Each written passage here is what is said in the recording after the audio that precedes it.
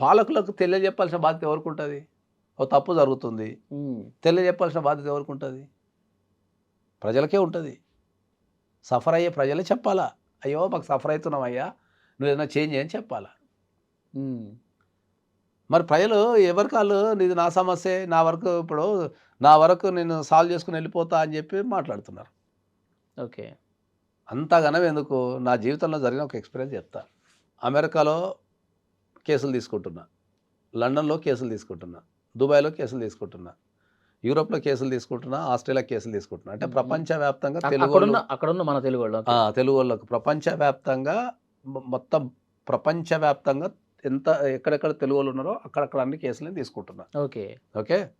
తీసుకున్నప్పుడు అక్కడున్న చట్టాలు చాలా ఈజీగున్నాయి. హ్మ్. అక్కడున్న చట్టాలు ఈజీగున్నాయి. చాలా ఈజీగున్నాయి. మన భారతదేశంతోని పోల్చుకుంటే ఒక 50 సంవత్సరాలు, 100 సంవత్సరాలు ముంగటున్నాయి.